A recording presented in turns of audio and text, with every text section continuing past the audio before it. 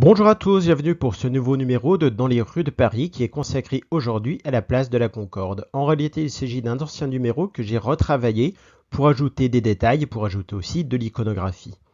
Et il s'agit ici, dans cet épisode, de voir le rôle de la place de la Concorde dans le quotidien des Parisiens, mais aussi dans l'histoire politique de la France. Et sur notre plan de 1900, cette place de la Concorde, elle se situe très exactement ici. Je prends d'abord quelques secondes pour vous inviter à vous abonner à la chaîne si cette vidéo vous plaît. Si les vidéos de la chaîne vous plaisent, ça m'encouragera bien sûr à continuer. Aujourd'hui, on va partir de cette carte postale qui va nous servir un petit peu de matrice pour tout l'épisode, mais on va voir beaucoup d'iconographie pour essayer d'être le plus complet possible sur cette place de la Concorde. On commence bien sûr ici par le titre. Assez simple, Paris, place de la Concorde. CLC, c'est pour l'éditeur Charles L'Hôpital. Ici, le photographe s'y est posté dos à la Seine, donc on a un beau panorama sur la place, avec notamment les deux fontaines et au centre, l'obélisque. À l'arrière-plan, on reconnaît également les hôtels, hôtel du Crillon, hôtel de la Marine, etc. Si on regarde maintenant notre plan de 1912, on se rend compte que cette place de la Concorde est idéalement située pour jouer un rôle dans l'histoire de France et dans le quotidien des Parisiens.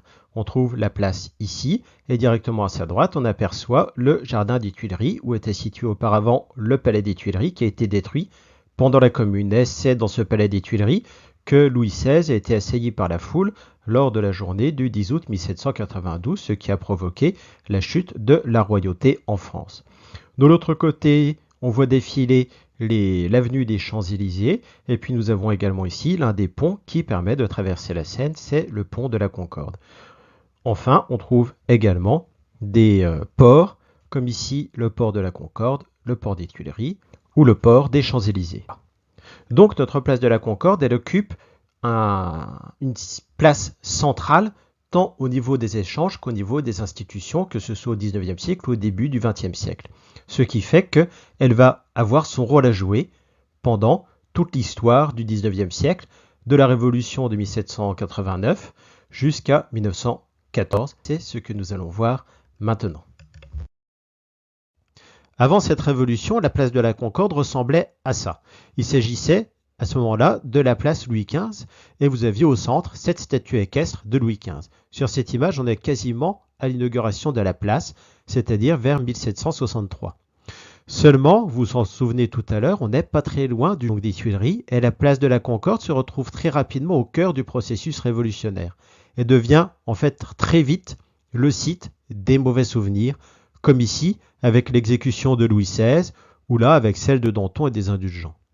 Et donc la question qu'on peut se poser, c'est comment cette place qui a vu tant de drames a pu devenir justement la place de la Concorde. C'est quand même ici qu'on a guillotiné Louis XVI, qu'on a guillotiné Marie-Antoinette, on y a également guillotiné Danton, Robespierre. Déjà, il faut savoir que la statue équestre a été supprimée en 1792 et qu'à ce moment-là, la place a été renommée place de la Révolution. Elle devient place de la Concorde en 1795. Évidemment, à ce moment-là, c'est encore un vœu pieux. Les mauvais souvenirs qui sont liés à la place de la Concorde, eh bien, ils perdurent encore au XIXe siècle.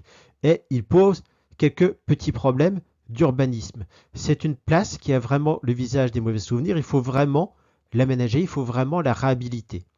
Sous la Restauration, donc entre 1815 et 1830, eh bien, on envisage d'y édifier une statue de Louis XVI. Ce qui serait quand même assez mal perçu par les éléments révolutionnaires qui sont encore vivaces dans la population française. Et bien sûr, ce projet il est inacceptable après la Révolution de 1830. C'est justement en 1830 que le vice-roi d'Égypte va donner à la France l'obélisque. Et là, tout de suite, eh bien, les pouvoirs publics vont y voir une occasion d'aménager la place avec un monument qui, à ce moment-là, n'a aucune signification politique. Peut-être qu'il en a plus aujourd'hui. Donc, on va construire le navire que vous voyez ici, navire construit exprès pour l'occasion, qui est le Luxor. On va l'envoyer en Égypte pour abattre l'obélisque et le ramener en France. Et le 25 octobre 1836, on remonte cet obélisque, place de la Concorde, en présence de 200 000 personnes, d'après les comptes rendus de l'époque. Et donc, après quelques petits aménagements, on en arrive à cette place de la Concorde où donc l'obélisque se trouve encadré par les deux fontaines, mais aussi par des statues qui représentent les villes de France. Sauf que, à son tour en 1870, cette place va retrouver une signification politique de façon assez inattendue. En effet, on a eu la bonne idée d'inclure parmi ces statues de ville une statue de la ville de Strasbourg. Et donc, après la perte de l'Alsace-Lorraine en 1870, le site va devenir un haut lieu des manifestations nationalistes, comme ici, vous voyez, une manifestation d'étudiants en 1900. C'est évidemment encore plus le cas en 1915, comme ici. Et bien sûr, en 1918, sur cette photographie, on va s'arrêter ici 2 petites secondes. On voit d'abord très bien la statue de Strasbourg ici, qu'on a drapée dans un drapeau français. À l'arrière-plan, vous distinguez des avions. Si on zoome, on peut voir ici une croix sous l'avion. Alors je ne suis pas un spécialiste, je ne veux pas trop m'avancer, mais je pense que c'est une croix d'un avion allemand, et donc ici il s'agirait d'une relique, d'une prise de guerre qu'on tient à montrer aux Parisiens. On aperçoit également un homme ici qui agite un drapeau français, et puis à côté on a aussi un drapeau américain, par contre j'ai cherché un petit peu partout un drapeau britannique et je n'en ai pas trouvé. J'espère tout de même qu'il y en avait un, sinon ce ne serait pas très sympathique. Il faut dire aussi qu'en 1918, en France, l'armée anglaise n'a plus trop bonne presse depuis l'opération Michel, alors que les Américains, eux, sont intervenus de façon décisive. Sauf que, bien sûr, les Anglais, eux, se battent en compagnie des Français depuis 1914, alors que les Américains sont tout de même arrivés sur le tard dans la bataille. Maintenant, on va revenir à notre sujet vraiment, qui est la place de la Concorde à la Belle Époque. Ici, nous nous trouvons juste à côté de l'une des deux fontaines. On regarde en direction de la place de la Madeleine. On n'a pas forcément grand monde sur notre carte postale, mais peut-être qu'il fait un petit peu chaud, vu qu'on se rafraîchit à la fontaine. Et vous voyez, ces magnifiques canotiers typiques de la Belle Époque. On a également au fond là-bas 4 véhicules, dont 3 légers, et vraiment rien qui ressemble à la circulation place de la Concorde aujourd'hui. De l'autre côté, là-bas, c'est un petit peu pareil. On a quelques piétons, comme ce père et son fils, qui se promènent.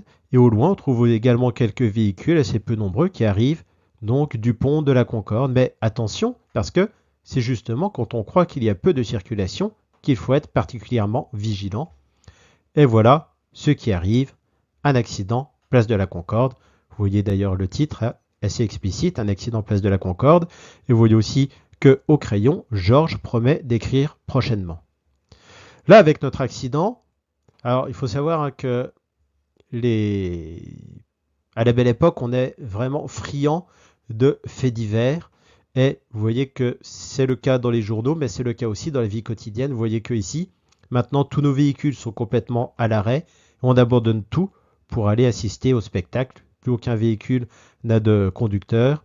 Et on a même certaines personnes qui vont monter sur les voitures pour essayer de voir ce qui se passe. Et malheureusement, nous, la foule nous empêche de constater l'étendue des dégâts. Alors c'est assez difficile de trouver des infos précises sur les accidents de la route à la Belle Époque. Il faudrait vraiment fouiller les archives des ministères. A priori, bien sûr, il y a des accidents, mais la majorité des accidents ne sont vraiment pas graves. Avant 1900, les accidents de voitures hippomobiles restent vraiment une toute petite part de l'ensemble des accidents en France. Très loin derrière les noyades, par exemple, qui sont alors la première cause de mortalité par accident en France. En revanche, à partir de 1900, avec l'arrivée des automobiles, le nombre d'accidents de la route mortels vont croître de façon très importante. On en revient maintenant à notre carte postale d'origine. On va la coloriser pour lui donner un petit peu de vie. Et maintenant, vous voyez que, en dépit des véhicules qui ont un petit peu changé, l'endroit est finalement resté à peu près le même.